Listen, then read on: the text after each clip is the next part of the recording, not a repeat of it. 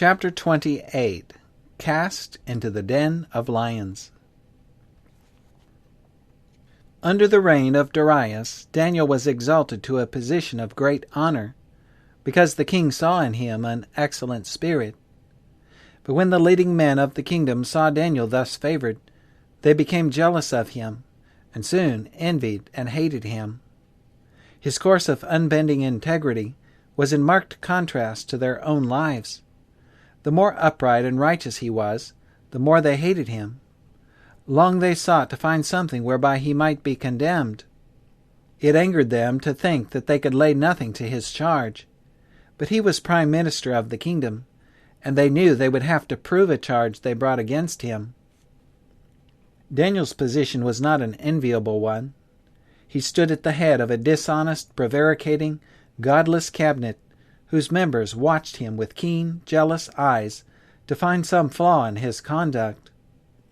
They kept spies on his track to see if they could not in this way find something against him.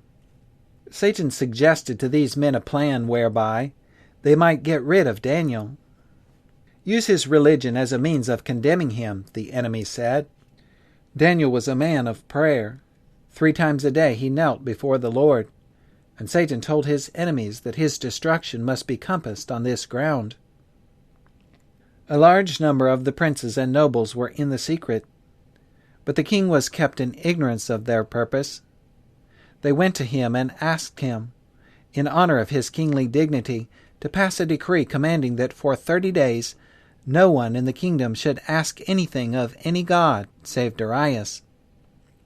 All the presidents of the kingdom, the governors and the princes, the counselors and the captains, have consulted together, they said, to establish a royal statute, and to make a firm decree that whosoever shall ask a petition of any god or man for 30 days, save of thee, O king, he shall be cast into the den of lions. Now, O king, establish the decree, and sign the writing, that it be not changed according to the law of the Medes and Persians, which altereth not. The king's vanity was flattered. Not for a moment did he think that Daniel, his beloved and honored servant, would in any way be affected by the law. He signed the decree, and with it in their possession, the presidents and princes went forth from his presence, evil triumph depicted on their countenances. They deemed that the man they hated was now in their power. Daniel heard of what had been done, but he made no protest. He could see the design of his enemies. He knew that they would watch closely his going out and his coming in. But he calmly attended to his duties, and at the hour of prayer he went to his chamber, and kneeling by the open window, with his face toward Jerusalem, he prayed to his God. From his youth he had been taught that in prayer his face should be turned toward the temple, where by faith he saw the revelation of Jehovah's glory. Daniel prayed more fervently than was his wont, that he who understands the secret working of Satan and his agents would not leave his servant, but would care for him. He prayed for strength to endure the trial. Some may ask, why did not Daniel lift his soul to God in secret prayer? Would not the Lord, knowing the situation, have excused his servant from kneeling openly before him?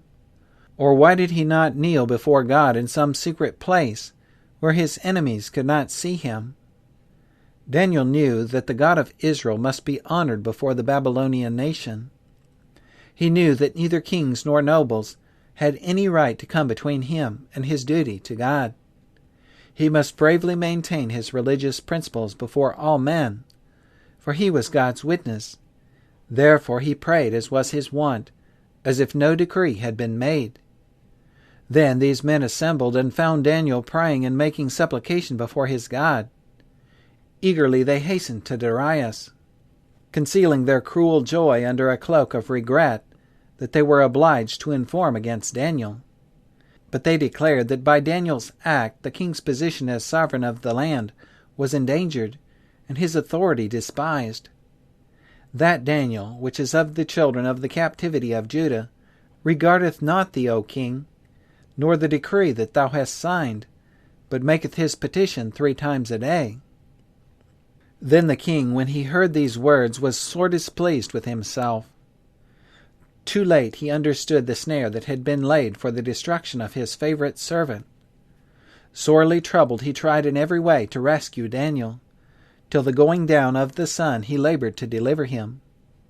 But Daniel's accusers had managed the matter so well that there was no way of escape.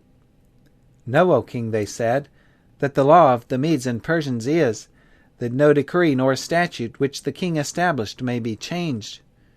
Daniel was brought before the king and his princes to answer the accusation brought against him. He had opportunity to speak for himself, and he boldly acknowledged his belief in the living God, the maker of heaven and earth. He made a noble confession of faith, relating his experience from his first connection with the kingdom. In his perplexity and distress, Darius said to Daniel, "I have done all I can to save you. I can do no more. Thy God, whom thou servest continually, he will deliver thee," he added, as he bade him a sorrowful farewell. Daniel was cast into the den of lions, and a stone was brought and laid upon the mouth of the den, and the king sealed it with his own signet, and with the signet of his lords, that the purpose might not be changed concerning Daniel. Full of satanic exaltation, Daniel's enemies returned to their homes. They drank freely of wine, and congratulated themselves on their success in putting out of the way one whom they could not bribe to forsake the path of integrity. Not so did Darius pass the night. Daniel's testimony had made a deep impression on his mind. He had some knowledge of the dealing of God with the people of Israel, and Daniel's conduct sent home to his heart the conviction that the God of the Hebrews was the true God. He was filled with remorse for having signed the decree brought to him. His conscience was awakened, and he passed a sleepless and troubled night. The chamber of royalty was one of sorrow and prayer. All music was hushed.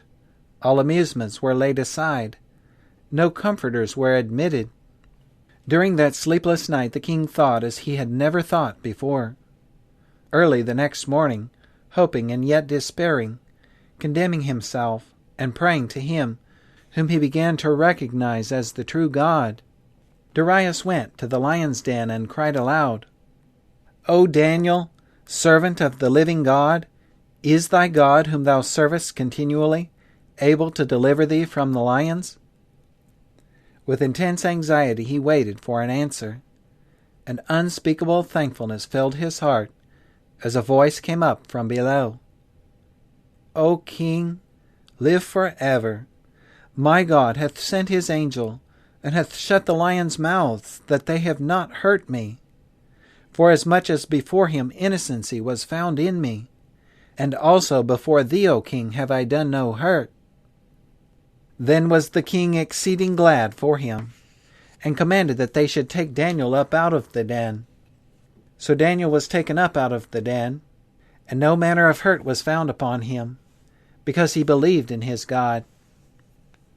And the king commanded, and they brought those men which had accused Daniel, and they cast them into the den of lions, them, their children, and their wives. And the lions had the mastery of them, and brake all their bones in pieces, or ever they came at the bottom of the den. Once more a proclamation was issued by a heathen ruler, exalting the God of Daniel as the true God. King Darius wrote unto all people, nations, and languages that dwell in all the earth, Peace be multiplied unto you. I make a decree that in every dominion of my kingdom men tremble and fear before the God of Daniel. For he is the living God, and steadfast forever, and his kingdom that which shall not be destroyed, and his dominion shall be even unto the end. He delivereth and rescueth, and he worketh signs and wonders in heaven and in earth, who hath delivered Daniel from the power of the lions. The wicked opposition to God's servant was now completely broken. Daniel prospered in the reign of Darius, and in the reign of Cyrus the Persian. And through association with him, These heathen monarchs were constrained to acknowledge his God as the living God, and steadfast forever, and his kingdom that which shall not be destroyed. Thus the Lord cared for his faithful servant, and thus will he care for all who put their trust in him. The angel of the Lord encampeth round about them that fear him, and delivereth them. Prophets and Kings, pages 544 and 545, and also Youth's Instructor, November 1, 1900.